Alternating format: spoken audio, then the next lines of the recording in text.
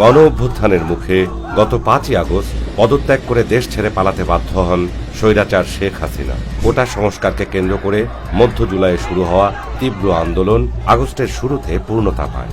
ছাত্র জনতা, রাজনৈতিক কর্মী, কৃষক, শ্রমিক, দিনমজুর, ধনী গরিব সকল শ্রেণী পেশার মানুষের সক্রিয় অংশগ্রহণ ও আত্মত্যাগের মাধ্যমেই ঘটে ঐতিহাসিক এই গণ অভ্যুত্থান। এখানে একটি প্রাসঙ্গিক প্রশ্ন হচ্ছে, হঠাৎ করে কি জুলাই আগস্টের এই আন্দোলনে সাধারণ মানুষ খুনি হাসিনা সরকারের বিরুদ্ধে রাজপথে নেমে এসেছে? আন্দোলনের চূড়ান্ত ফলাফল জুলাই আগস্টে এলেও এর পেছনে ছিল দীর্ঘ সময়ের ত্যাগ, তিতিক্ষা ও লাখো নির্যাতিতের হাহাকার। 2009 সাল থেকে ফ্যাসিস্ট আওয়ামী সরকারের দীর্ঘদিনের অত্যাচার, নির্যাতন, নিপীড়ন, গুম, খুন, দুর্নীতি, দুঃশাসনের কারণে মানুষের মধ্যে যে ক্ষোভ জমা হয়েছিল তারই বিস্ফোরণ ঘটেছে জুলাই আগস্টের এই বিপ্লবে। গত 15 বছরে এই গুম, খুন, বিচার বহির্ভূত হত্যা, গায়েবী মামলা, পুলিশি হয়রানি সহ নানা অত্যাচারের শিকার মূলত কারা? এই দীর্ঘ সময়ে স্বৈরাচারী হাসিনার নিপীড়ন আর নির্যাতনের মূল টার্গেট ছিল প্রধান বিরোধী দল বিএনপি। গত 1.5 দশকে সীমাহীন নিপীড়ন পোহাতে হয়েছে বিএনপির সব পর্যায়ের নেতাকর্মী আর সমর্থকদের। খুনি হাসিনার 15 বছরের শাসন আমলে প্রায় 2,500 মানুষকে বিচার বহির্ভূত হত্যা করা হয়েছে। নুরুজ্জামান জনি, মঞ্জুর মোর্শেদ শিপু, মাহবুবুর রহমান বাপ্পি, জসিমউদ্দিন আর সেলিম রেজা মিন্টুর মতো কমপক্ষে 1551 জন বিএনপির নেতাকর্মীকে হত্যা করা হয়েছে। শুধু বিএনপি সদস্যদের মধ্যে 423 জন গুমের শিকার হয়েছেন। পুলিশি হেফাজতে নির্যাতনে মারা গেছেন অনেকে। শুধু 2023 সালেই 128 জনকে হত্যা করা হয়েছে কারাগারে এবং পুলিশ হেফাজতে। 2001 থেকে 2021 পর্যন্ত কারাগারে হেফাজতে হত্যার শিকার হয়েছেন 1492 জন।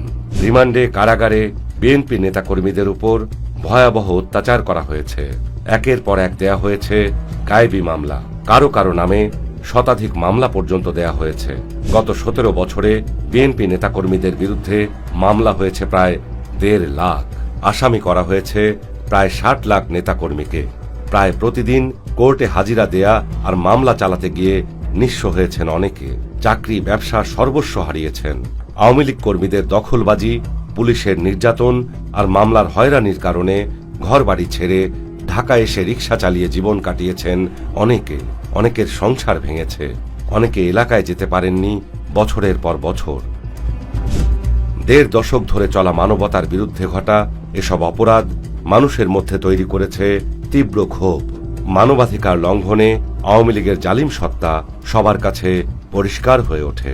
বিএনপি ছাড়াও বিরোধী শরিক দলের নেতাকর্মী, সুশীল সমাজ, সাংবাদিক ও সমালোচকদের উপরেও আওয়ামী লীগের নির্যাতনের খড়গ নেমে আসে। দেশের সমস্ত প্রতিষ্ঠান ধ্বংস, ভোটাধিকার হরণ, লুটপাট, অর্থনৈতিক অনিয়ম, দুর্নীতির মহোৎসব, টাকা পাচার, লজ্জাজনক দলীয়করণ, বাক স্বাধীনতা হরণ আর মানবাধিকার লঙ্ঘনের এসব চিত্র আন্তর্জাতিক পরিমণ্ডলেও ছড়িয়ে পড়ে। জুলাই আগস্টের গণ অভ্যুত্থানের যে মাহেন্দ্রক্ষণ, তার পেছনে রয়েছে দীর্ঘদিনের এসব শোষণ, বঞ্চনা, অত্যাচার, নির্যাতন ও নিপীড়ন। আওয়ামী লীগের দানব হয়ে ওঠার প্রতিবাদ ছাত্র জনতাকে একত্রিত হতে বড় ভূমিকা রেখেছে। জুলাই আগস্টের গণ অভ্যুত্থানে শিক্ষার্থীদের সাথে বিএনপি এবং গণতন্ত্রকামী অন্যান্য বিরোধী দলগুলো মাঠে নেমে আসে। জীবন বাজি রেখে তারা প্রতিরোধ গড়ে তোলে রাজধানী ঢাকা সহ দেশের নানা প্রান্তে। রংপুরে আবু সাইদ শহীদ হবার পর চট্টগ্রামে 16 জুলাই শহীদ হন ওয়াসিম আকরাম। ওয়াসিম চট্টগ্রাম কলেজের ছাত্র দলের যুগ্ম আহ্বায়ক ছিলেন। ওয়াসিমের মতো আন্দোলনকে কেন্দ্র করে বিএনপি এবং এর সহযোগী অঙ্গ সংগঠনের কমপক্ষে 157 জন নেতাকর্মী নিহত হয়েছেন। আহত হয়েছেন সহস্রাধিক। গ্রেফতার হয়েছেন কয়েক হাজার। স্বৈরাচারী হাসিনা আমলের এত গুম, খুন, অত্যাচার আর নির্যাতনের উদ্দেশ্য ছিল বাংলাদেশের রাজনীতির প্রধান দল বিএনপিকে মাথা তুলে না দাঁড়াতে দেয়া, বিরোধী মতের সকল আন্দোলন দমন করা। কিন্তু হাজারো নির্যাতনের পরেও বিএনপি তার অবস্থান হারায়নি। বিএনপির শীর্ষ নেতৃত্ব থেকে তৃণমূল পর্যন্ত নির্যাতিত হয়েও মাথা উঁচু করে দাঁড়িয়ে স্বৈরাচার সরকারের বিরুদ্ধে আন্দোলন চালিয়ে গেছে। বিএনপি তার শরিক গণতন্ত্র মনা দল ও ব্যক্তিদের নিয়ে দীর্ঘ ত্যাগের যে পটভূমি রচনা করেছে, তার উপরে দাঁড়িয়েই এসেছে কাঙ্ক্ষিত ছাত্র জনতার গণ অভ্যুত্থান। এই অভ্যুত্থানে ছাত্র জনতা, রাজনৈতিক কর্মী, শ্রমিক সহ হাজারো প্রাণের আত্মত্যাগ রয়েছে। গুরুতর আহত আর দৃষ্টিশক্তি হারিয়েছেন আরো হাজারো মানুষ। দীর্ঘ সংগ্রামের মাধ্যমে পাওয়া এই নতুন বাংলাদেশ, গণতন্ত্র অর্জনের এই প্রক্রিয়ায় হারানো ভাই বোন, সহকর্মী, সহযাত্রীদের আত্মত্যাগ আমাদের গণতন্ত্র, সাম্য ও মানবাধিকার ভিত্তিক রাষ্ট্র সমাজ গঠনে অনুপ্রাণিত করুক।